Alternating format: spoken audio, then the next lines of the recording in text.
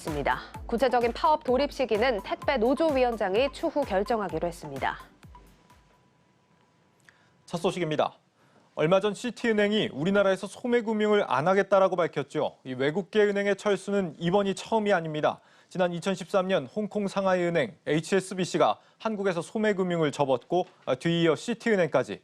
이래서야 한국이 동북아 지역을 한데 묶는 금융허브로 성장할 수 있겠느냐라는 의구심이 커지고 있습니다.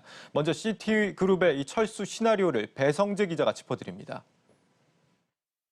시티그룹이 소매금융 사업 철수를 선언한 국가는 한국을 포함해 모두 13개 국가입니다. 13개 국가 중 10개국이 아시아 지역일 만큼 아시아에 펼쳤던 소매금융 네트워크를 모두 정리하겠다는 의도로 풀이됩니다. 이제 남은 건 출구 전략입니다. 금융권에서는 소매금융 부문을 통째로 혹은 사업 부문별로 분리해서 매각하거나 점진적으로 폐지하는 등의 방안을 예측 중입니다. 지난달 열린 시티은행 이사회에서는 통매각을 우선 고려했다는 전언도 이어지고 있는 상황인데요. 벌써 철수 진도가 꽤 나간 다른 국가들을 한번 살펴보도록 하겠습니다. 아시아권에서는 넓게 뻗은 시티은행의 네트워크가 매력적으로 평가받고 있는 분위기입니다. 동남아 최대 은행인 DBS은행 등이 중국과 인도, 대만 등 국가에서 인수전에 뛰어들었다는 보도가 나왔고 호주에서는 이미 통매각을 위한 입찰이 시작됐습니다. 폴란드에서는 분리매각이 유력합니다. 시티그룹이 75% 지분을 갖고 있는 폴란드 국적의 은행 핸들로위 은행부터 먼저 매각해야 할 상황입니다. 이번 철수에서 찾아볼 수 있는 씁쓸한 구석도 있습니다. 시티그룹은 거액의 자산가가 많은 싱가포르와 영국, 아랍에미리트에는 소매금융 사업을 그대로 남겨두기로 했습니다. 특히 싱가포르에는 금융허브 역할을 위한 초대형 은행을 건설 중인 것으로 전해집니다. 시티그룹에 따르면 이번에 철수하는 13개 시장에서 기록한 지난해 영업이익은 약 42억 달러. 하지만 영업비와 충당금 적립으로 인해 사실상 손실이 난 것으로 확인됩니다. 결국 한국을 비롯해 지금 철수를 결정한 국가들은 매력적인 금융허브도 또 수익이 날 만한 곳도 아니었다는 결론입니다. 한국경제TV 배성재입니다. 이번 시티그룹의 철수는 그만큼 한국 시장이 수익성 면에서 매력적이지 못하다는 의미이기도 합니다. 우리나라는 20년 가까이 아시아 금융 중심지가 되겠다는 포부와 전략을 추진해 왔는데 막상 글로벌 금융회사들은 그렇게 바라봐주지 않는 것 같습니다. 왜 이렇게 된 건지 정치경제부 문성필 기자가 이유를 분석해 드리겠습니다. 문 기자, 네. 이 한국의 금융 경쟁력 지금 뭐 그렇게까지 떨어진 수준인 겁니까? 먼저 간단하게 네. 스토리를 좀 읊어드려야 될 것 같습니다. 한국 정부는 2003년부터 아시아 금융 중심지 육성 정책을 추진하고 있습니다. 예. 2009년에는요, 서울과 부산을 금융 중심지로 정하고 아시아 1등 금융 중심지를 만들겠다고 외치고 있지만 성적은 좋지 않습니다. 영국의 한 조사업체가 발표하는 국제금융센터 지수라는 곳이 있습니다. 예. 이 순위에서 서울은 16위, 부산은 36위에 올랐습니다. 지난해 상반기와 비교하면 순위가 다소 오르긴 했는데요. 상하이, 홍콩, 싱가포르, 베이징, 선전 등 아시아 주요 금융도시들과 비교하면 격차가 큽니다. 세계 10위 경제대국이라고 하는데 금융 경쟁력은 많이 낮네요. 네. 뭐 다른 아시아 금융도시들보다도 이렇게 좀 뒤처지는 특별한 이유 같은 게 있을까요? 뭉치면 살고 흩어지면 죽는다. 네. 잘 아시는 이야기죠? 그렇죠. 아마 시청자분들도 잘 아실 텐데 네. 금융 중심지 전략이 딱 그렇습니다. 근데 금융산업은요, 대표적인 집약 산업입니다. 그러니까 고급 인력, 인프라, 그리고 금융기관들이 모여서 인력과 정보를 교류하고 그러면서 이제 경쟁력을 키우는 이런 구조인데요. 미국은 뉴욕, 영국은 런던, 그리고 도시국가인 싱가포르와 홍콩을 비롯해 대부분 국가별로 한 곳을 금융 중심지로 두고 있습니다. 예. 이게 한 곳을 선정해서 집중적으로 키워도 승산이 있을까 말까인데 한국은 서울과 부산 이렇게 두 곳으로 금융 중심지를 쪼개놨습니다. 이 지역 균형 발전이 필요하다는 이유에서였습니다. 여기에 서울에 있던 세계 3대 연기금 투자자, 이 국민연금 아시죠? 그렇죠. 예, 전주로 이전시켰습니다. 네. 이 국민연금은 이 자산운용사 등 대부분의 금융기관들이 굉장히 신경을 많이 쓰고 또 영향력도 어마어마한 곳입니다. 그런데 지난 2017년에 국민연금이 전주로 이전하자마자 2018년에 서울의 국제금융센터 지수는 33위까지 떨어지게 됐습니다. 그렇군요. 이 뭉쳐놓고 키워도 모자를 판에 분산을 시켰다. 그런 이유가 있는 거군요. 확실히 뭐 국민연금이 전주로 이전하면서 뭐 운용력 좀 유능한 사람들 구하기가 요즘에 좀 쉽지 않다 뭐 이런 얘기도 들리는 것 같더라고요. 그렇죠. 최근에는 그런데 이것도 모자라서 이 세 번째 금융 중심지를 추가로 검토하고 있다고요? 네. 방금 말씀드렸던 전주를 다시 한번 이제 거론을 해야 될 것 같습니다. 네. 이 정부는 제3금융중심지 추가 지정 타당성 검토를 위한 용역을 추진 중인 것으로 지금 알려졌습니다. 이 국민연금이 있는 전주가 유력한데요. 예. 특히 전북 지역 정치인들이 지역 표심을 의식한 듯 최근 제3금융중심지 지정이 필요하다고 주장을 하고 있습니다. 이 정세균 전 국무총리는요, 전주를 방문해서 전북도와 정부가 함께 준비하면 장래에 금융중심지 결과가 나타날 것이다, 이렇게 말을 하기도 했는데요. 힘을 모아도 부족한데 자꾸 이제 분산하자는 이야기만 나오니까 예. 금융 경쟁력이 떨어질 수밖에 없다, 이런 지적이 나오고 있습니다. 그렇군요. 서울과 부산으로 분산한 효과가 진짜 있었는지부터 좀 검증을 하고 늘리든지 해야 될 것 같은데 뭔가 좀 과학적인 접근은 아닌 것 같다, 이런 생각이 듭니다. 외국 금융회사들을 유치하려면 아무래도 뭐 세금이나 규제 개선 같은 것도 또 필요한 부분이잖아요. 이런 네. 부분은 좀 뭐가 문제가 없습니까? 앞서 이야기한 국제금융센터 지수를 다시 한번 좀 이야기를 해봐야 될 것 같습니다. 네. 여기에 비즈니스 환경이라는 평가 항목이 있습니다. 정치적 안정성 그리고 법적인 요소 등을 감안해서 평가를 하는데요. 이 항목에서 싱가포르는 2위 그리고 홍콩은 4위에 올라 있습니다. 하지만 한국은 서울과 부산 두 곳 중 한 곳도 이 15위권 내에도 진입한 곳이 없습니다. 이 표를 보면서 조금 더 세부적으로 살펴보겠습니다. 예. 먼저 이 세제를 보면요. 법인세와 소득세, 부가가치세 모두 이 싱가포르, 홍콩과 비교해 한국이 월등하게 높습니다. 예, 표가 준비가 안 됐다고 하는데 그냥 뭐 설명을 네네. 좀 해주죠. 예. 그 노동시간 규제도 마찬가지인데요. 한국은 주당 최대 노동시간이 네. 52시간이죠. 예. 근데 싱가포르는 72시간, 그리고 홍콩은 아예 규제 자체가 없습니다. 전문가 이야기 한번 들어보시겠습니다. 알겠습니다. 특구나 뭐 일부 한시적으로 뭐 지금 예를 들어서 유치나 진출을 하는 금융회사들에게는 초기 몇 년간은 뭐 세율을 갖다가 좀 감면을 해준다든지 그런 식으로 한시적으로 어떤 세율에 있어서의 특혜를 부여하는 방안 같은 거는 다양하게 저희가 검토해 볼 수 있는 제도가 아닌가라는 생각이 듭니다. 정말 뭐 제대로 하려면 정말 획기적인 전략적인 좀 변화가 필요해 보이긴 하는데, 그런데 이 우리나라가 이 동북아 금융 중심지가 꼭 정말 돼야 되는 겁니까? 뭐 지금 이대로 우리 금융사들도 실적도 잘 나오고 잘하고 있잖아요. 뭐 그렇게 생각하실 수도 분명히 있습니다. 네. 또 그렇게 생각하시는 분들도 생각보다 많더라고요. 근데 이제 금융은요, 대표적인 고부가가치 산업입니다. 그러니까 실물 경제를 지원하는 자금 조달은 물론이고 그 자체가 이제 국가 경제의 주축이 될 수 있는 산업이거든요. 예. 무엇보다도 이제 금융 그리고 관련 서비스업에서 많게는 수십만 명의 일자리를 창출할 수 있다는 점. 그것도 요새 그 청년의 양질의 일자리 얘기를 많이 하잖아요. 그렇죠. 양질의 일자리를 창출할 수 있다는 점이 가장 큰 장점입니다. 또 그래서 홍콩과 싱가포르는요, 이 30년 전부터 이런 부분을 깨닫고 법률적으로 그리고 정책적으로 이제 관련 정책을 펼쳐왔던 거죠. 그렇군요. 그렇다면 마지막으로 이 금융 중심지 전략을 뭐 앞으로 그럼 어떻게 가져가야 된다, 이런 부분에 대해서도 혹시 뭐 취재가 된 부분이 있습니까?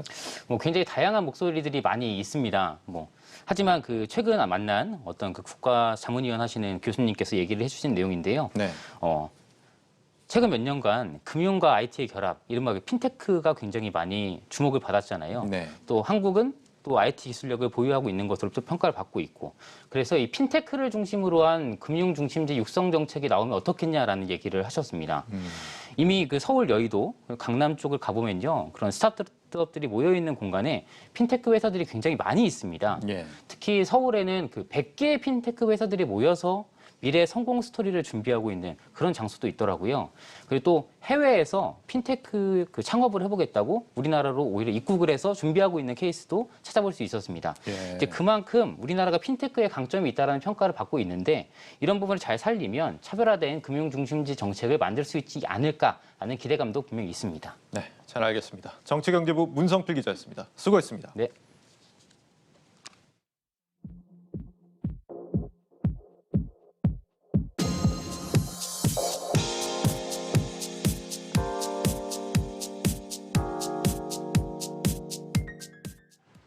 요즘 ESG 경영 열풍이 건설업계에서 아주 뜨겁습니다. 오늘은 먼저 연료전지와 해상풍력 분야에 진출하면서 녹색 경영을 본격화하고 있는 SK건설 소식 전해드립니다. 김원규 기자가 현장에 다녀왔습니다. 경북 구미에 위치한 SK건설의 연료전지 제조 공장. 열차처럼 길게 늘어선 은색 네모 박스들이 눈에 띕니다. 이 연료전지는 개당 50kW의 전력을 생산해낼 수 있어 차세대 고효율 에너지원으로 떠오르고 있습니다. 고체 산화물인 이 연료전지는 액화 천연가스에서 수소를 추출합니다. 이때 공기와 결합해 에너지가 형성이 되는데요. 기존 연료 전지 대비해서 발전 효율이 뛰어나다는 특징이 있습니다. 특히 미세먼지와 백연 배출이 없어서 최근 ESG 트렌드에 맞춰 더욱더 각광받고 있습니다. 이 연료전지는 이미 상용화에 성공해 서울과 파주 등 전국 15곳에서 사용 중입니다. 여기에서 생산되는 전력 규모만 142.75메가와트로 1년간 약 40만 세대가 사용할 수 있는 수준입니다. SK건설은 지난해 10월 미국 블룸에너지와 합작법인을 설립해 연료전지 생산을 본격화했습니다. 앞으로 30여 개 국내 부품 제조사와 협업해 연료전지 대중화에 적극 나설 계획입니다. 결과적으로 회사가 미래 가치를 인정받기 위해선 ESG적인 기본적인 사업에 대해서 지속 가능성을 제고를 해야겠다라고 판단이 들었습니다. 그룹에서도 어떤 그런 뉴 비즈니스 모델을 만들어 나가는 게 결국은 EPC 사업 모델의 한계를 극복할 수 있겠다라고 판단을 내렸습니다. SK건설은 ESG 경영의 일환으로 부유식 해상풍력 발전 사업도 추진 중입니다. 이 풍력 발전기는 바다 수면 위에서 전력을 생산하는데 환경을 보존하고 어업권 침해와도 무관합니다. 육지와 달리 풍속이 빠른 구역으로 이동할 수 있는 만큼 더 많은 전력 생산이 가능합니다. SK건설은 프랑스 에너지 기업 토탈과 녹색에너지 투자기관인 그린 인베스트먼트 그룹과 업무 협약을 체결했습니다. 여기에 전국 970개의 수처리 시설 등을 운영 중인 EMC 홀딩스를 인수해 녹색 경영을 대내외에 선포했습니다. 저희들이 이제 폐기물 처리장, 그다음에 수처리장 같은 것을 기본적으로 환경 오염을 저감하는 비즈니스를 하나 영위하게 됐고요. 그런 비즈니스 모델의 확장을 통해서 사업을 더 키워나갈 생각입니다. 전 세계 기업이 ESG 경영에 주목하는 상황. SK건설은 건설사 가운데 이례적으로 연료전지와 해상풍력 분야로 진출해 친환경 대표 기업으로 탈바꿈하고 있습니다. 한국경제TV 김원규입니다. ESG 신경영을 펼쳐나가는 국내 건설사들의 활약상 앞으로도 계속 전해드리도록 하겠습니다. 다음은 이 공매도 소식입니다. 이번 주부터 공매도가 재개됐는데 최근 3거래일간 결과가 어땠는지 한번 살펴봤습니다. 이 공매도 거래는 여전히 이 외국인들의 놀이터였습니다. 이 전체 거래에서 외국인 투자가 차지하는 비중은 90%에 육박했습니다. 한국거래소에 따르면 이번 주 3일부터 어제까지 3거래일간 코스피 시장에서 공매도 거래 대금은 2조 2천억 원 수준이었고 이 가운데 1조 9,700억 원이 외국인이었습니다. 같은 기간 코스닥 시장에서도 외국인이 81%로 비중이 가장 컸습니다. 최근 우리 주식시장이 연고점 수준까지 반등하면서 공매도 수요도 함께 증가했다는 분석입니다. 반면 이 대주거래를 활용한 개인 공매도의 비중은 여전히 미미했습니다. 지난 3일 동안 코스피 시장에서 개인 공매도 거래 대금은 358억 원, 코스닥 시장에서는 133억 원으로 전체의 2% 수준에 불과했습니다. 어쨌거나 이 개인 대주 규모가 기존에는 200억 원 정도까지밖에 안 됐던 걸 생각한다면 그 이상으로 불어나긴 했습니다. 하지만 이 정부가 늘려놓은 한도인 2조 4천억 원 규모에 비해서는 턱없이 저조한 수준입니다. 개인 공매도 투자가 크게 늘지 않는 이유는 이 공매도 시장이 여전히 기울어진 운동장이기 때문이라는 지적입니다. 현재 공매도 의무 상환 기간이 개인의 경우 60일, 외국인과 기관은 무기한 연장이 가능합니다. 쉽게 말하면 개인은 주가가 60일 내로 하락해야 수익을 내는 반면 외국인과 기관은 주식을 빌리고 나서 주가가 하락할 때까지 무기한 기다리면 결코 손실을 보는 일이 없습니다.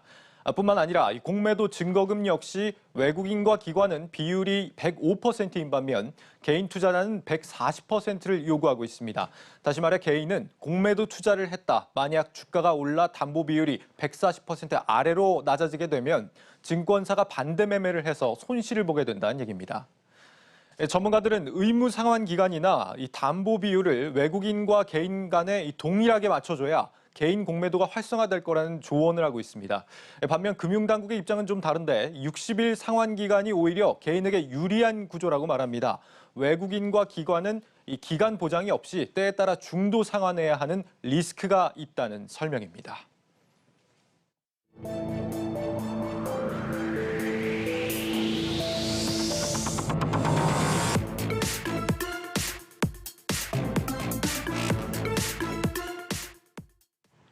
요즘 코로나 팬데믹 탓에 경마, 경륜, 경정 경기가 문을 닫았습니다.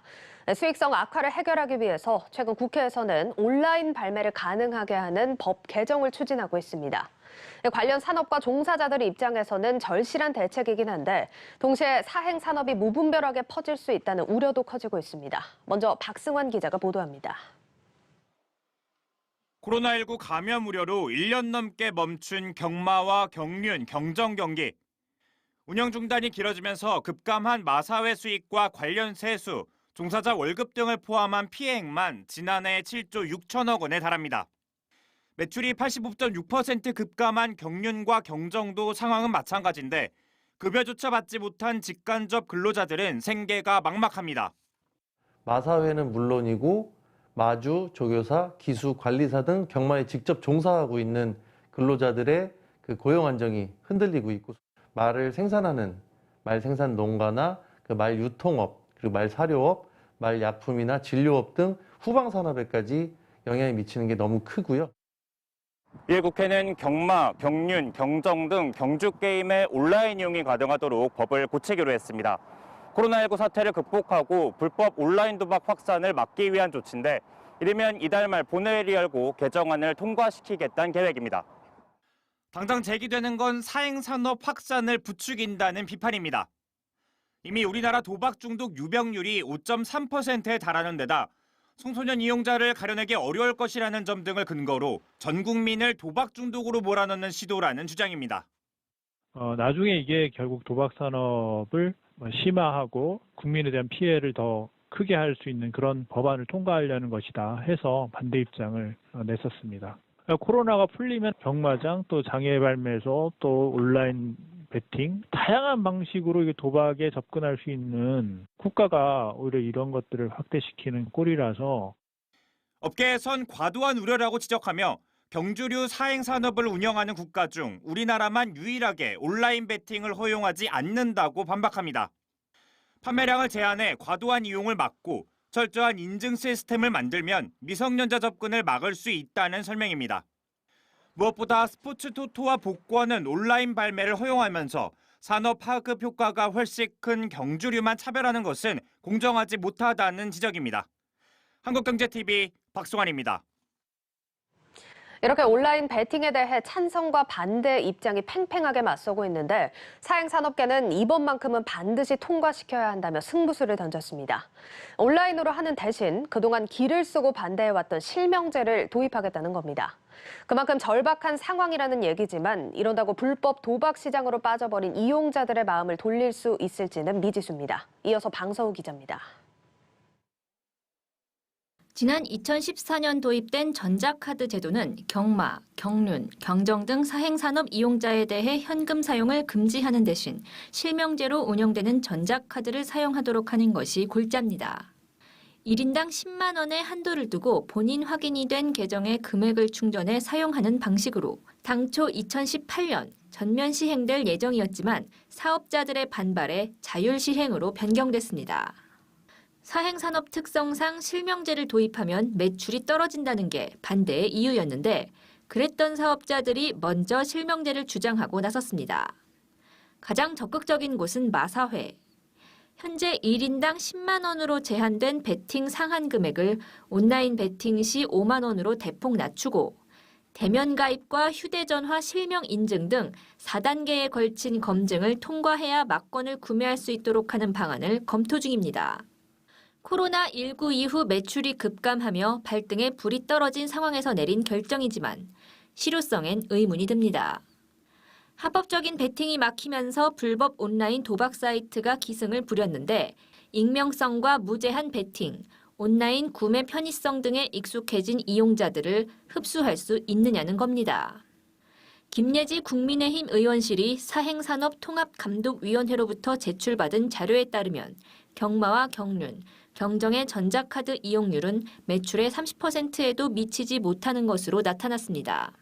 사실 이 사업자들한테는 그 중독자들이 핵심 고객이잖아요, 사실. 어떤 레저 차원에서 즐기는 사람들은 전자카드로도 충분히 하실 수 있거든요. 너무 이제 중독적으로 하시는 분들이 문제인데 정말 그런 분들을 막고자, 그런 이제 폐해를 막고자 전자카드 제도 도입했는데 그건 또 도입이 안 돼요, 제대로.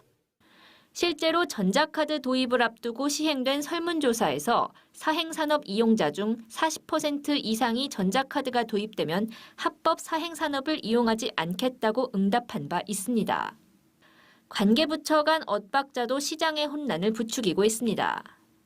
경륜과 경정은 문화체육관광부 산하 국민체육진흥공단, 경마는 농림축산식품부 산하 한국마사회가 각각 사업 주체인데 이미 온라인 스포츠 토토를 운영 중인 문체부가 경륜과 경정의 온라인 베팅에 우호적인 반면 농림부는 김우남 마사회장의 갑질 논란이 일면서 한 발 물러난 상태입니다.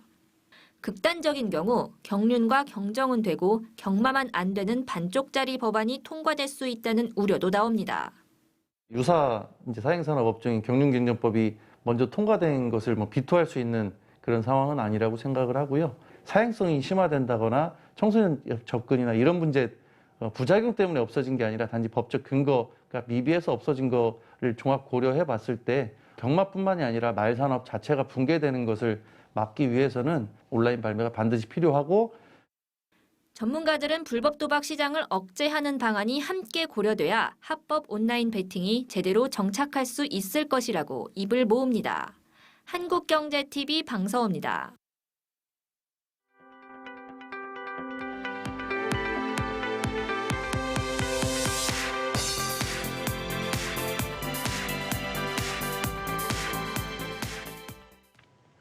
강동구 대단지 아파트 입주민과 택배 기사와의 갈등이 결국 총파업으로 이어지게 됐습니다. 택배 노조가 오늘 총파업을 결의했는데 투표 인원 5,800여 명 중 77%가 파업을 찬성했습니다. 그간 많이 알려진 것처럼 이 아파트 단지 지하 주차장 입구 높이가 2.3m여서 택배 차량이 지하 주차장을 진입할 수가 없습니다. 여기에 입주민들이 택배 차량을 지상으로도 출입하지 못하게 막으면서 갑질 논란이 불거진 겁니다. 택배 노조는 지하 주차장을 이용하려면 사비로 저탑 차량으로 바꾸거나 손수레를 이용해야 한다며 반발하고 있는데 아파트 측은 1년 전부터 충분한 계도 기간을 제공했다는 입장입니다.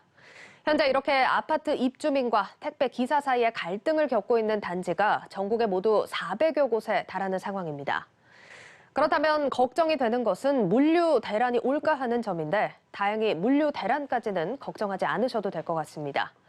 노조가 이번에 밝힌 파업 돌입 인원은 노동위원회 쟁의 절차를 완료한 조합원 2,000명으로 전국 택배기사 5만 5천여 명의 약 3% 정도에 불과합니다. 이들 노조는 특히 주로 신선식품 위주로 배송을 거부한다는 방침인데 신선식품은 배송이 늦어지면 그 책임을 택배회사가 져야 한다는 점을 고려한 조치입니다. 또 아직 파업이 실제 단행되지 않을 가능성도 남아 있습니다. 택배 노조는 파업일을 정확하게 명시하지 않았는데 현재 정부와 정치권에서 택배 회사의 대책 마련을 촉구하고 있는 만큼 경과를 지켜보겠다 그런 의지로 풀이됩니다. 자, 그렇다면 정부와 택배 회사들은 어떤 입장일까요? 안경덕 신입 고용노동부 장관 후보자 지난 4일 인사청문회에서 저상 차량의 근골격계 질환 유발이 가능하다는 사실을 알고 있다며 전문가들과 협의하겠다고 답했습니다.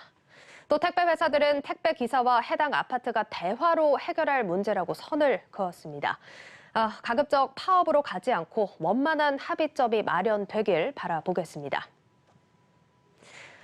정부는 코로나19 신규 확진자 수가 지난달 중순 이후 감소세를 나타내고 있다고 진단했습니다. 윤태호 중앙사고수습본부 방역총괄반장은 브리핑에서 4월 셋째 주에 주간 환자 발생이 가장 많았고 이후 2, 3주 동안 주 단위로 환자 수가 조금씩 감소하는 추세라고 말했습니다.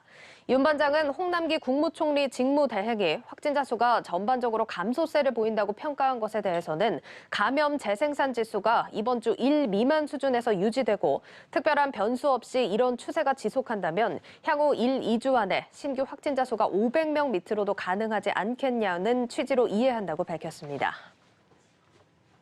최근 재건축 단지를 중심으로 살아난 서울 아파트 매수 심리가 토지거래 허가구역 확대에도 꺾이지 않고 더 강해진 것으로 나타났습니다. 한국부동산원이 조사한 이번 주 서울 아파트 매매 수급 지수는 103.7로 지난주보다 1포인트 더 높아지며 4주 연속 기준선인 100을 넘었습니다. 특히 오세훈 시장이 압구정과 여의도 등을 토지거래 허가구역으로 지정했지만 규제 발효 이후에 실시한 이번 주 조사에서도 매수 심리는 가라앉지 않고 오히려 더 강해졌습니다. 한국경제TV와 IR 컨설팅 전문기업인 IFG 파트너스가 7일 상장기업의 IR에 대한 인식 제고 및 활성화를 위해 상장기업 맞춤형 광고 제작 업무 협약을 체결했습니다. 한국경제TV와 IFG 파트너스는 이번 협약을 통해 상장 기업 및 IPO 예정 기업들이 기업의 가치를 알리고 투자자와 소통의 기회를 늘릴 수 있도록 상호 협력키로 했습니다. 조주현 한국경제TV 대표는 국내 대표 IR 컨설팅 기업인 IFG 파트너스와의 협약을 통해 기업과 투자자들이 보다 원활한 소통을 할 수 있는 기반을 구축하게 됐다고 밝혔습니다.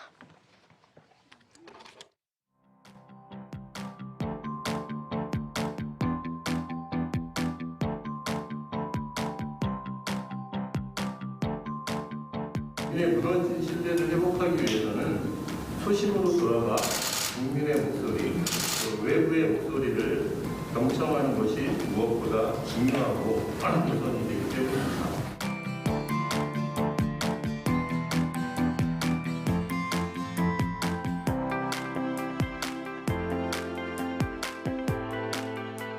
국민의 눈높이에서 가대치의 개혁과 혁신이 실효성 있게 이행될 수 있도록 국민이 공기업으로서 새롭게 태어나는 과정이 반드시 요구된다고 생각합니다.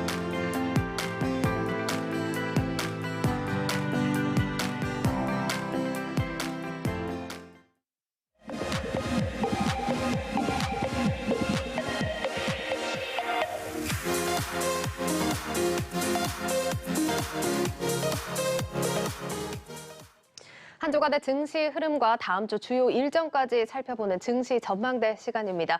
오늘은 증권부 정경준 기자와 함께 하겠습니다. 자, 정 기자 어서 오세요. 안녕하세요. 예, 자 먼저 아무래도 어제 오늘 최대 관심사일 것 같습니다. 미국의 조기 긴축 가능성이 또 제기가 됐는데 일단 옐런 재무장관이 의도를 했건 안 했건 시장에 또 고민거리를 던져준 것 같습니다. 그렇지만 또 우리 시장은 보면은 오히려 또 상승하고 있고 좀 혼란스럽게 받아들이실 수도 있을 것 같은데 이런 흐름이 어떻게 다음 주에도 이어질까요? 제닛 옐런 미 재무부 장관의 이제 발언이 발단이 됐습니다. 예. 전임 연준 총재였죠. 포워드 가이던스다 이렇게들 또 보는 시각도 있는 것 같은데요. 예. 매우 이례적인 발언이었습니다. 의도한 발언이냐? 아니면 단순한 해프닝이냐 두고 이제 의견도 분분한 상황인데요. 일단 국내 증시는 앨런 발언 직후 우려감이 감돌기는 했지만요. 이 강한 상승 흐름 보였습니다. 미국 나스닥이 급락한 것과는 크게 대조적인 모습을 보였는데요. 이런 흐름 당분간 좀 지속되지 않겠느냐 이렇게 보고 있는데요. 네. 이 코스피 지수가 지금 3,200선까지 지금 올라온 상황이기 때문에 예. 3,200선을 돌파하고 나서는 좀 차익 실현 물량이 또 우려되지 않을까 이렇게들 보고 있는 것 같습니다. 예, 알겠습니다. 자, 일단 옐런 장관이 이렇게 발언을 하면서 시장에서는 이게 진짜인지 아닌지 좀 판단하고 있는 시간이다. 좀 이렇게 보는 시각인 것 같은데. 자, 일단 지금 보면은 미국에서 말씀해 주셨듯이 나스닥, 대형 기술주들이 좀 타격을 받은 또 어제와 오늘이었습니다. 자, 어쨌든 옐런 장관도 이제 빠른 경기 회복을 전제를 하고 또 발언을 한 걸로 풀이가 되기 때문에 그간 이제 코로나 수혜주, 특히나 성장주나 기술주 위주의 시장이 또 주도적으로 성장을 해왔다면 이제는 좀 흐름이 달라졌다고 봐도 될까요? 예, 맞습니다. 앨런 장관의 발언의 기저에는요, 미국 경제의 빠른 회복세, 요게 이제 밑바탕에 깔려있는 그런 상황입니다. 그간의 코로나19 팬데믹 상황에서 이 성장에 대한 희소성이 부각되는 상황이었기 때문에 이 대형 기술주를 중심으로 한 성장주가 크게 올라가는 상황을 연출을 했는데요. 이제 지금은 조금 코로나19 팬데믹 상황과는 좀 상황이 달라진 것 아니냐, 이런 시각인 것 같습니다. 예. 일단 미국 경제가 빠른 회복세는 경기 민감주를 중심으로 이제 실적 개선 기대감을 키우고 있는 상황이고요. 이런 측면에서 봤을 때 기술주 중심의 성장주에서 이 경기 민감주 중심으로 향후 주도주 변화도 빠르게 이제 예상되고 있는 그런 상황입니다. 네. 국내 상장사들 2분기 실적 추정치를 보면요. 빠르게 상향 조정되고 있습니다. 이 3분기 실적 추정치도 빠르게 상향 조정되고 있다는 거는 그만큼 경기 회복에 대해서 기업들의 실적 기대감으로 반영되고 있다. 이렇게 보시면 될 것 같고요. 또 아울러 인플레이션 문제가 불거질 수밖에 없는 상황이지 않습니까? 네. 이런 상황에서는 아무래도 이제 산업재나 소재, 이 금융 같은 인플레이션 수혜 업종에 대한 관심도 좀 유효하다, 지켜봐라 이렇게 증시 전문가들 얘기하고 있습니다. 예, 뭐 어쨌든 코로나는 지속을 하고 있지만 말씀해 주셨듯이 경기 회복세도 뚜렷하게 보이는 상황입니다. 자, 이런 가운데 이제 미국에서는 고용 지표가 발표가 되는데 지금 시점에서 어떻게 보면 가장 중요한 지표겠어요? 예, 맞습니다. 오늘 밤에 이제 발표가 되는데요. 강한 시장의 예상보다 강한 고용 회복세가 나온다면 공교롭게도 앨런 장관의 발언과 맞물려서요. 조기 긴축 가능성에 대한 시장의 불확실성은 좀 당분간 지속되지 않겠느냐 이렇게 보고 있고요. 하지만 이제 반대로 뒤집어 본다면 경기 회복에 대한 그간 시장의 의구심은 약해질 게 이제 뻔한 상황이 아니겠습니까? 예, 그런 측면에서 봤을 때 경기 민감주에 대한 그 기대감은 좀 높아질 수 있겠다 이렇게 보여지는 거고요. 일단 이제 고용 지표가 나오는데요. 시장 전문가들 97만 8천 명 수준 예상을 하고 있는데요. 최근에 경기 회복 속도 감안하면 100만 명도 넘어서지 않겠느냐 이렇게 보고 있는데요. 이렇다면 고용 서프라이즈가 되겠죠. 이 고용 회복은 강한 소비 회복과 직결된다는 점에서 이제 중요한 포인트고요. 그런 측면에서 집중해서 보셔야 될 것 같고요. 최근에 인플레이션 논란과 맞물려서요. 시장의 예상을 뛰어넘는 고용 지표가 나온다면 그 앨런의 조기 긴축 가능성은 더욱 정당화될 가능성이 높다 이렇게들 보고 있는 것 같습니다. 예, 뭐 일단 그렇지만 재무장관 입에서 지금 이런 말이 나왔습니다. 제 개인적인 생각으로는 의미 없는 얘기는 아닐 것 같은데 어떻게 보고 계세요? 예, 매우 이제 행정부에서 금리 관련 발언을 했다는 것은 매우 이제 이례적이라고 보고 있는데요. 제니 앨런 같은 경우는 전임 연준 의장이었기 때문에 그 발언 하나하나가 매우 중요한 상황입니다. 실제 의도된 그 발언으로 본다는 측면에서는 시장, 그동안 과도한 돈 풀기로 해서 자산 시장의 거품이 커진 상황이거든요. 이런 상황에 시장의 충격 테스트를 한번 해봤다. 뭐 이런 측면도 있고요. 또 하나는 이 자산 거품에 대해서 시장의 경계감을 주면서 이 연착륙시키려는 의도가 아니냐. 뭐 이런 해석도 나오고 있습니다. 예, 알겠습니다.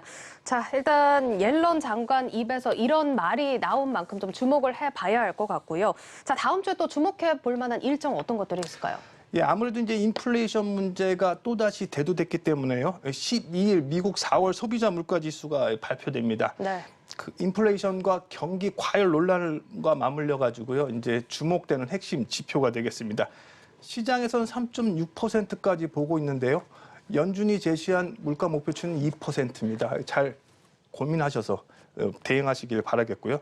또 같은 날 MSCI 반기 리뷰가 발표됩니다. 이미 언론에 많이 나왔습니다. 편입되는 종목, 편출되는 종목. 이런 종목들 개별 중심으로 좀 수급 상황이 좀 변동성이 확대될 가능성이 있기 때문에 그런 측면들 주의해서 보셔야 될 것 같습니다. 예, 자 그리고 또 국내 시장 관련해서 추가로 또 하나 질문을 드려보자면 이제 다음 주에 본격적으로 이제 SKIT 상장을 하게 됩니다. 이 부분에 대해서 뭐 따상상 이렇게 또 기대하시는 분들도 있고 불가능할 거다 이렇게 보시는 분들도 있는데 어떤 전망들이 나오고 있습니까? 지난번 SK바이오사이언스 할 때도요. 저희가 이제 따상상까지 생각을 했었는데 시장은 그렇지 않았었거든요. 그랬죠, 예, 근데 이번에도 이제 11일 코스피에 상장을 하는데요.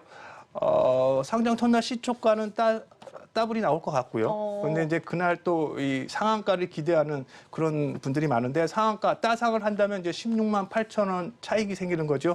그리고 이제 균등 배분으로 한 주, 두 주, 세 주 정도 받으신 분들은 나머지 계산해 보시면 그날 이제 수익이 날 것 같고 또 대체적으로 이 공모주 투자 전략은 첫날 파시는 게 유효하지 않나 이렇게들 많이들 얘기하시지 않습니까? 그런 측면에서 좀 접근해 보시면 될 것 같습니다. 예, 알겠습니다. 자, SKIT도 큰 관심을 받고 있는 만큼 다음 주에 또 주요 일정들 많이 또 예정이 되어 있으니까요. 한번 살펴보시면 좋을 것 같고 옐런 장관의 또 추가적인 발언이 나올지도 주목을 해볼 대목인 것 같습니다. 자, 여기까지 들어보도록 하겠습니다. 증권부 정경준 기자와 함께했습니다. 고맙습니다.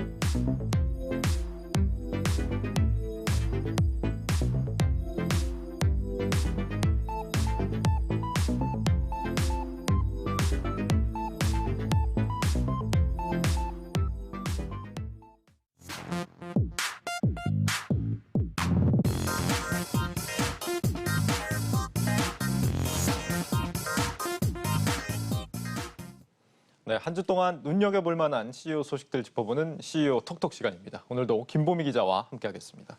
김 기자, 네, 첫 번째 인물 누굽니까? 함께 볼까요? 네, 오늘은요 이렇게 사진이 나오지 않는데요. 네, 오늘 두 명이네요. 네, 맞습니다. 2년째 매달 거르지 않고 자사 주식을 사모으는 사장이 있습니다. 네. 계산해 보니까 여기에 투입한 금액만 한 3억 5천만 원 가량 되는 걸로 나타났는데요. 바로 HMM의 배재훈 사장 소식입니다. 오늘 CEO 톡톡은 이렇게 배 사장 소식으로 시작해 보겠습니다. 이렇게 얘기할 때 CG가 나오게 딱 이렇게 맞춰서 준비를 했군요. 그럼요. 네, 2년 동안 한 번도 빠지지 않고 매달 자사주를 매입을 했다. 솔직히 뭐 얼마나 벌었을까? 이게 가장 궁금한데요. 네, 아무래도 HMM의 주가가 이 연초 이후로 굉장히 고공상승하는 모습을 보였기 때문에 앵커분처럼 이런 부분에 또 관심 있어 하시는 분들 많으실 텐데요. 주가 차트를 한번 보시겠습니다. 이 HMM의 이 연초 후 주가 등락률이 200%에 달합니다. 네. 그래서 이 배 사장의 주식 평가 차익 제가 직접 계산을 해봤는데요. 이어서 자료화면을 다시 보시겠습니다. 이 배재훈 사장이 HMMN 주식을 언제 그리고 또 얼마나 매입했는지를 나타내는 자료들입니다. 네. 이 해당 자료들은 너무 많아서 이렇게 조금씩만 이렇게 넣어놨는데 금융감독원 전자공시 시스템을 통해서는 이 투자자분들도 확인할 수 있는 부분들입니다. 날짜들을 보시면 이렇게 매달 말일로 잡혀 있는 걸 보실 수가 있는데 아마 배 사장의 월급 들어오는 날에 맞춰서 이렇게 따박따박 주식을 매수했던 걸로 보입니다. 네. 그렇게 여기에 투입한 금액만 현재까지 약 3억 5천만 원 정도 되는 걸로 나타났고요. 더 놀라운 건 이 주식 평가 금액, 그러니까 주식의 현재 가치가 반영된 이 금액이 약 34억 원 가량 34억 원이 넘는 걸로 나타났습니다. 오늘 종가를 반영하면 이게 어제 날짜 기준이기 때문에 사실 오늘 6% 넘게 올랐잖아요. 네. 그래서 아마 이보다는 더 많아질 걸로 보이는데 차익만 어제 날짜 기준으로 무려 30억 원이 넘었습니다. 매달 산 기록을 전부 다 합산해서 계산을 한 겁니까? 그럼요. 뭐 엑셀로 굉장히, 돌려가지고 네, 부지런한 기자네요. 네, 기자라면 이 정도는 기본이죠. 그렇죠. 네. 2년 동안 이제 3억 5천만 원이 34억 원이 됐다. 그러면 이제 수익률이 얼마입니까? 거의 한 1000%가 1000%? 조금 못 되는 그 정도 수준입니다. 엄청나네요. 그런데 그쵸? 이렇게 네. 한 기업의 대표가 매달 자사주를 사는 이런 사례가 보통 있습니까? 흔한 일은 아닙니다. 보통은 이게 주가가 급락하거나 아니면 한동안 주가가 좀 지지부진한 흐름을 보일 때 이 CEO가 주가 하락 방어 차원에서 그리고 또 주주 가치 제고 차원에서 자사주를 매입하는 정도가 보통은 이제 일반적인 이 경우입니다. 그렇다면 이 배 사장이 이렇게 자사주를 꾸준히 매입하는 어떤 배경이 있을까요? 왜 그런 걸까요? 아무래도 책임 경영의 일환이라는 분석이 나옵니다. 또 그만큼 기업 실적과 주가에 대한 배 사장의 자신, 확신이 묻어났다라는 해석도 나오고 있는데요. 네. 배 사장은 2년 전에 HMM 대표로 취임을 했습니다. 9년 연속 적자를 기록했던 이 HMM을 취임 후 1년 만에 흑자로 돌려놓은 인물인데요. 비용 구조를 개선하거나 또 노선을 효율화하는 작업 등에 이 배 사장의 경영 능력도 한몫을 했고 또 해운업 경기 업황이 또 이렇게 좋은 흐름을 보이면서 이런 부분이 잘 맞아떨어진 결과입니다. 올해 1분기 실적도 지난해 연간 실적에 맞먹는 수준으로 이 창사 이래 이 분기 최대 실적을 기록할 것이라는 전망이 나오고 있는 상황입니다. 네, 이렇게 자사주 매입을 계속하면 할수록 어떻게 회사에 대한 그런 애정도도 동시에 올라가지 않을까 이런 생각도 듭니다. 네. 이 HMMM 요 며칠 이제 공매도에 타깃이 되면서 잠깐 좀 흔들렸다가 뭐 최근엔 다시 안정을 찾는 모습이죠. 네. 역시 든든한 실적이 뒷받침되니까 이렇게 안전한 것이 아닌가 이런 생각이 드는데 네. 뭐 우리 또 어떻게 매달 거르지 않고 자사주를 좀 매입을 해볼까요? 우리 한국경제TV도 또 굉장히 네. 든든한 실적. 저는 네. 뭐 주식이 없어도 언제나 회사에 대한 애정이 충분하기 때문에 앵커가 좀 주식을 매수를 더 많이 해야 되지 않을까. 저도 회사에 대한 애정은 충분합니다. 네. 알겠습니다. 이어서 두 번째 CEO 볼까요? 네. 두 번째 소식은요. 이렇게 또 사진이 나오지 않고 있죠. 포스터 2장을 앵커분과 그리고 또 시청자 여러분들과 같이 보시면서 시작을 해보겠습니다. 저 모르게 연출진하고 뭔가 많이 짰네요. 네. 왼쪽과 오른쪽 포스터 이렇게 2장이 있는데요. 혹시 네. 뭐가 어떻게 다른지 좀 보이실까요? 오늘은 지난주에는 퀴즈를 낸 것 같더니 이번 주에는 또 이렇게 다른 그림 찾기를 하는군요. 네. 글쎄요. 왼쪽하고 오른쪽 손가락이 일단 빠졌고 그렇죠. 네. 또 그리고 저기 왼쪽 잘 아래에 살펴보시면, 보니까 뭐 네. 저기 초승달인가요? 네, 맞습니다. 문양이 하나 있는 것 같습니다. 네, 이렇게 좀 지금 보시는 자료는요. 요즘 온라인 커뮤니티상에서 화제가 되고 있는 이미지들입니다. 네. GS25가 이벤트를 홍보하기 위해서 내놨던 포스터들인데요. 이 포스터들로 인해서 조윤성 GS 리테일 사장이 곤혹을 치르고 있다는 소식입니다. 네. 바로 포스터들 속에서 남성 혐오를 상징하는 요소들이 포함이 됐다라는 논란이 불거진 건데요. 조 사장은 디자인 요소에 사회적인 이슈가 있는 부분들은 인지하지 못했다면서 공식 사과에 나섰습니다. 방금 본 포스터의 남성 혐오라고요? 네. 어떤 부분이 남성 혐오였다는 거죠? 제가 잘 이해가 안 돼서. 다시 자료 화면을 좀 보시겠습니다. 네.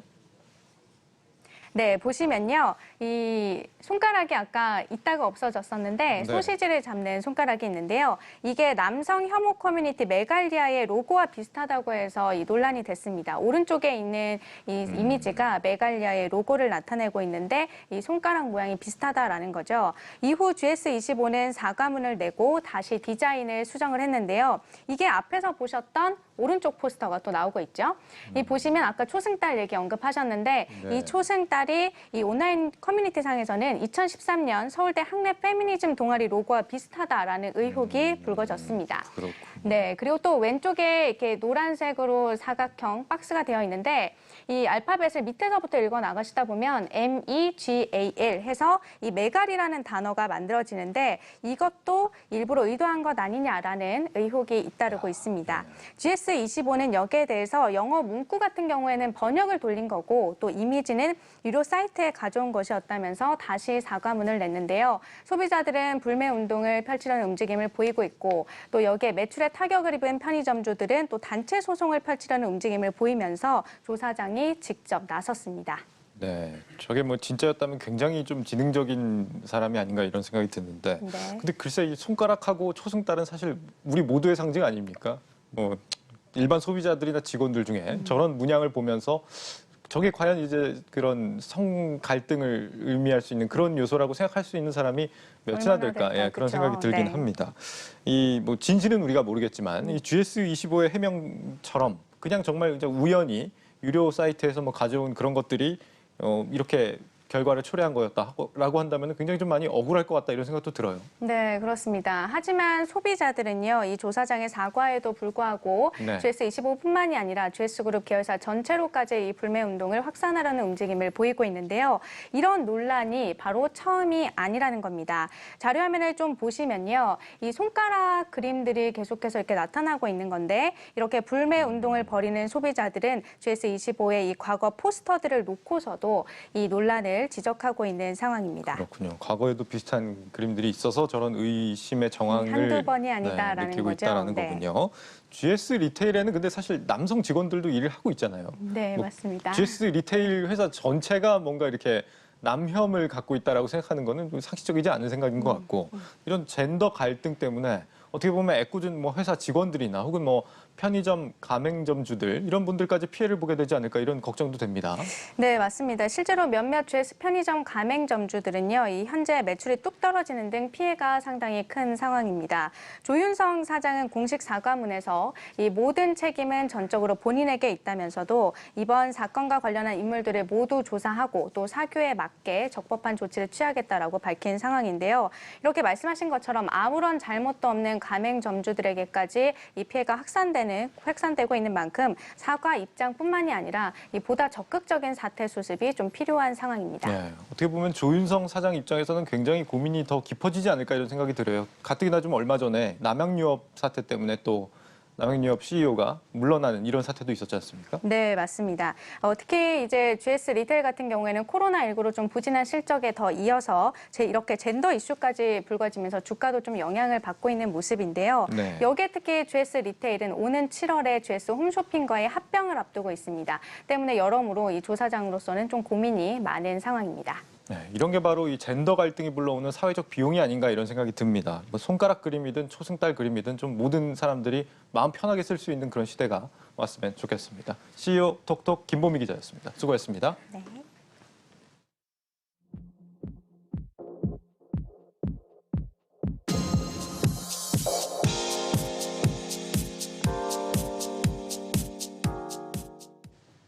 놓치면 아쉬운 글로벌 뉴스입니다. 조금 전 마감한 중국 증시 마감 시황부터 전해드리겠습니다. 오늘 중국 증시는 중국에 대한 미국의 제재 우려 속에 일제히 하락했습니다. 상해 종합지수는 전일 대비 0.65% 내렸고 선전 종합지수와 창업한 지수는 이틀 내리 큰 폭으로 하락했는데요. 선전 종합지수는 1.95%, 창업한 지수는 무려 3.47% 급락했습니다. 이날 중국 차이신 서비스업 PMI가 발표됐는데요. 4월 차이신 서비스업 PMI는 56.3을 기록하면서 전월 대비 소폭 상승했습니다. 한편 미국과 중국 간의 관계에 대해서는 서로 엇갈린 소식이 나왔습니다. 홍콩 사우스차이나 모닝포스트는 미국과 중국의 무역협상대표가 양국 간 1단계 무역 합의와 관련해 조만간 첫 대화에 나설 것이라고 보도했는데요. 반면 미국에서는 바이든 정부가 중국군과 연계된 기업에 대한 투자를 금지했던 트럼프 전 대통령의 제재를 계속 유지할 것이라는 부정적인 소식이 나왔습니다. 이렇게 엇갈린 재료 속에 업종별로는 전날 부진했던 에너지 및 천연자원 섹터가 강세를 보였고 공공서비스 부문은 부진했습니다. 이어서 글로벌 소식 살펴보겠습니다. 뉴욕시가 관광객들에게 코로나19 백신을 접종시켜주는 방안을 추진한다고 밝혔습니다. 이날 빌 더블라지오 뉴욕시장은 타임스퀘어와 센트럴파크, 브루클린 브릿지와 같은 관광 명소에 이동신 백신 접종 차량을 배치해서 관광객들이 백신을 맞을 수 있도록 하겠다고 밝혔는데요. 더블라지오 시장은 관광객 백신 접종을 위해서 이번 주 내로 주 정부의 승인을 받을 것이라며 주 정부의 승인이 나면 뉴욕시를 방문한 관광객들은 1회 접종으로도 코로나19 예방 효과가 있는 존슨앤존슨 백신을 접종받을 수 있게 됩니다. 다음 소식입니다. 미국 증권거래위원회의 게리 갠슬러 위원장이 가상화폐 거래소에서 비트코인을 거래할 때 투자자들을 보호할 수 있는 장치가 부족하다며 규제가 필요하다고 주장했습니다. 갠슬러 위원장은 이날 미 하원 금융위원회에 출석해서 투자자들이 정말 보호받지 못하는 분야가 있는데 바로 가상화폐 거래소에서 거래되는 비트코인이 그렇다라고 말했습니다. 그러면서 가상화폐 거래소에 대한 보호 장치를 마련할 필요가 있다고 덧붙였습니다. 마지막 뉴스입니다. 지금 미국에서는 신차가 없어서 못 팔 지경이 되면서 중고차 가격이 하늘 높은 줄 모르고 치솟고 있습니다. 전 세계적인 자동차 반도체 부족 현상으로 신차 생산이 중단된 가운데 코로나19 사태 여파로 정체됐던 자동차 수요가 다시 늘어나면서 중고차 가격이 급등한 건데요. 마음에 드는 신차를 찾는 것도 그리고 합리적인 가격에 차를 사기도 어려워진 소비자들이 중고차 시장으로 눈을 돌리면서 올해 중고차 가격은 작년 대비 21%나 뛰었습니다. 지금까지 글로벌 뉴스 박찬희였습니다.